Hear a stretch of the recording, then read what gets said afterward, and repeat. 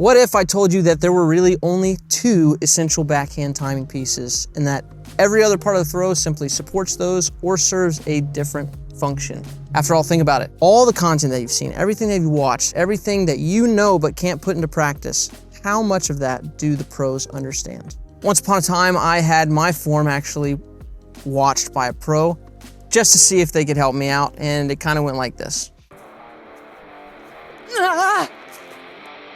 You see anything? I don't know, man. I mean, it looks pretty good to me. Try being an athlete. Come on, drop down and give me 5 push-ups right now. 1, 2. No wonder you got problems. I said, no wonder you got problems.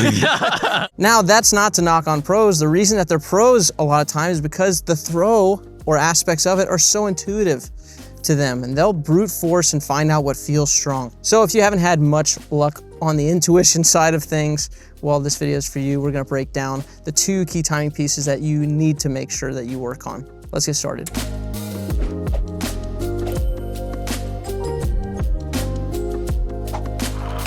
Drop. So timing piece number 1, very simple. You've probably heard it before, but it is brace and then throw. So if you throw before your base is set, you're just throwing against air. Your arm has no resistance to throw against. Now, this is something that is easier felt than just told, so I encourage you to try this yourself. So first thing I want you to try is I want you to try walking through your shot like this.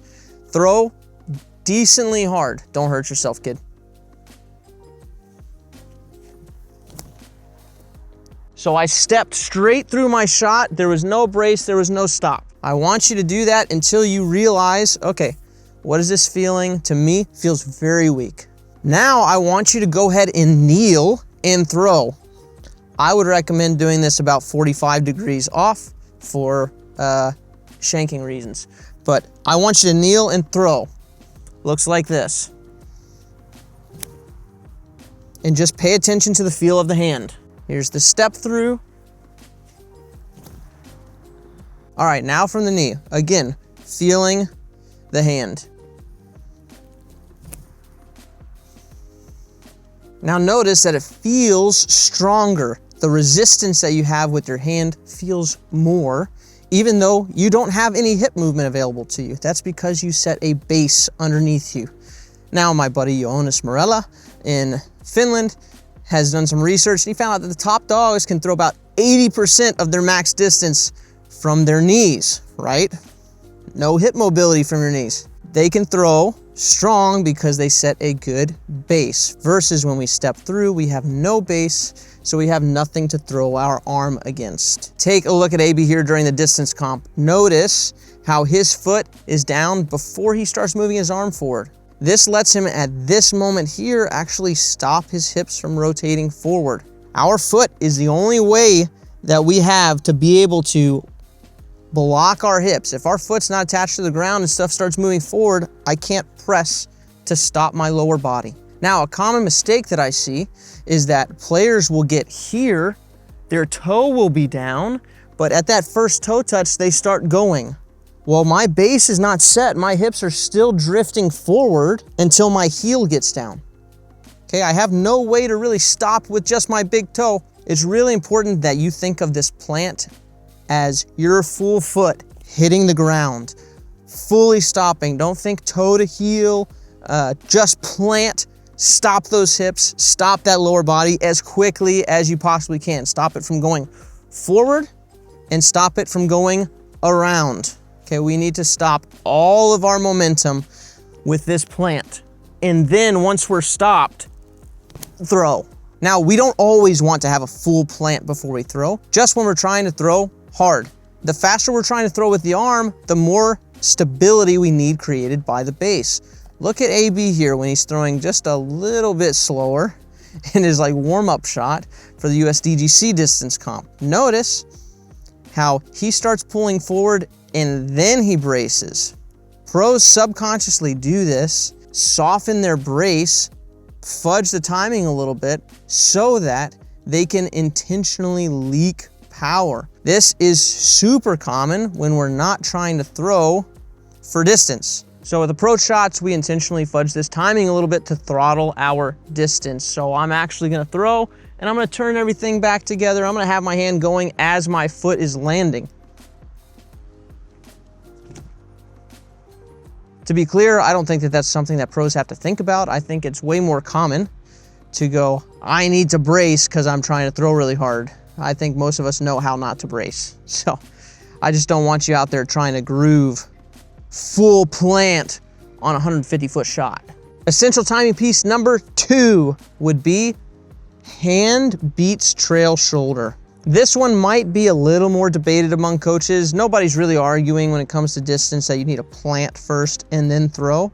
But for me, this is an absolutely essential timing piece. Realistically, there are 3 scenarios that we see here. Scenario 1, the shoulders rotate forward and the hand loses to the shoulders. You get in about this position here. Tends to have a collapsed pocket, and when you throw, you end up being super forward.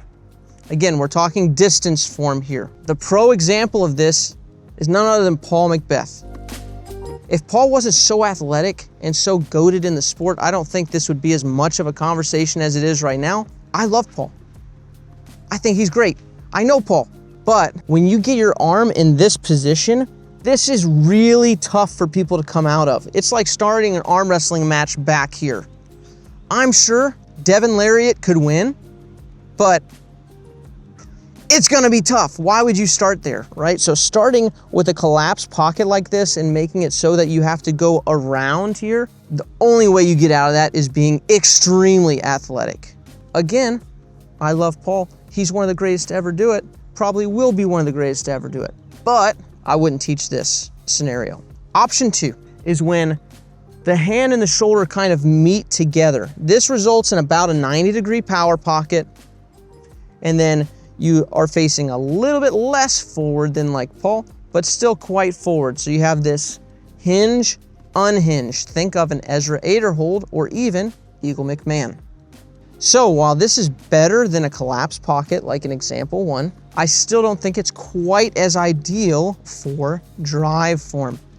This is because anytime you start rotating the shoulders, you're having to fight against this kind of merry-go-round feeling with your arm. You have this pull against your arm going backwards, and it's something we call inertia, right? So you have a lot of inertia on the shoulder. You have a lot of kind of drag fighting against where you're going. While it works, again, I don't think it's ideal. I don't know Eagle, so I can't tell you if I love him or not.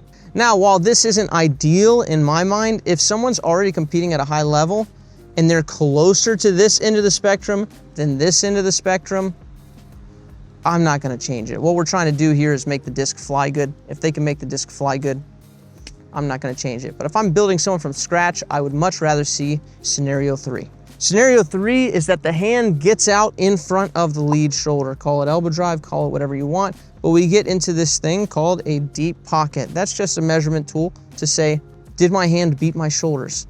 Here you get to cut straight through. Your line is very direct to where you're going, and there's not all that I'm going around the outside of a merry-go-round. Instead, I'm going straight through it with the hand, so there's much less force to combat against as you go do your forward throw. You guys know who I'm gonna bring up for this example. It's gonna be AB. I think when you have this, you have more control over your line when you're driving.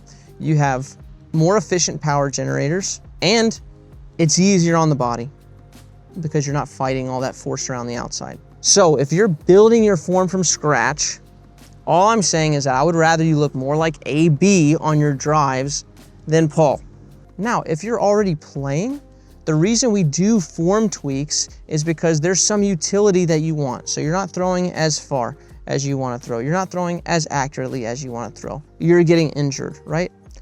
These are reasons, the utilities that we change form for. So if you're throwing it where you want to throw it, as far as you want to throw it, and you're not getting hurt, then you don't necessarily need to change these things. But the fact of the matter is, most of you aren't doing that, which is why this is an essential timing piece, because it touches all of those different areas that we look for to play good disc golf. In the next part of the video, I'm going to give you a drill that will help you start working on both of these pieces. But before that, I want to say that I could have broken the forward swing into a bunch of pieces. I could have broken it down into all of its timing components, and there are important aspects there, but you don't need to know that. We need to know that. Overthrow coaches need to know that, but you don't need to worry about all that minutia. So I'm gonna echo once again that it is super important if you're working on form to not just try to solo level this thing. So if you want to stop guessing and stop worrying about all the minutia and just get targeted instruction, I highly recommend our Patreon and any of our coaches, me, Mikey, Cam at the moment, and some coming in the near future. All right, let's get into the drill. Let me give you a drill where you can work on both of those basics kind of at once. So this drill is very simple. We plant both feet firmly on the ground all the way. We're not shifty, just planted. I'm gonna try to keep my hips here, and I'm gonna work on moving my hand forward with my hand on the back of the disc.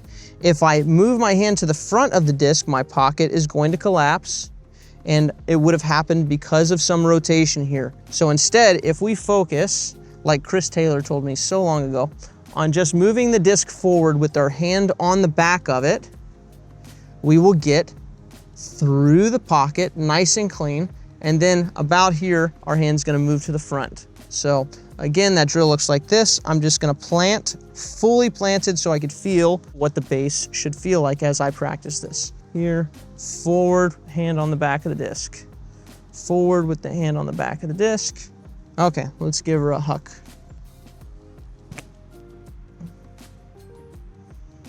Good, nice and easy, not going too far.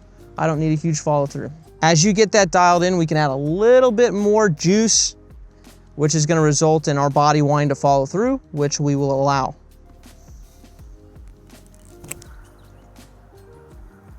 Oy.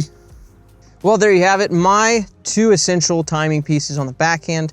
Next video, we're actually gonna go over every part of the backhand throw. We're going to simplify it down to its core function so that we can uncomplicate this whole mess. You'll want to stay tuned for that. Maybe you won't. Whatever. Now you know, so you can skip it or watch it. I don't care. Thanks for watching this one, though. Until next time. Peace.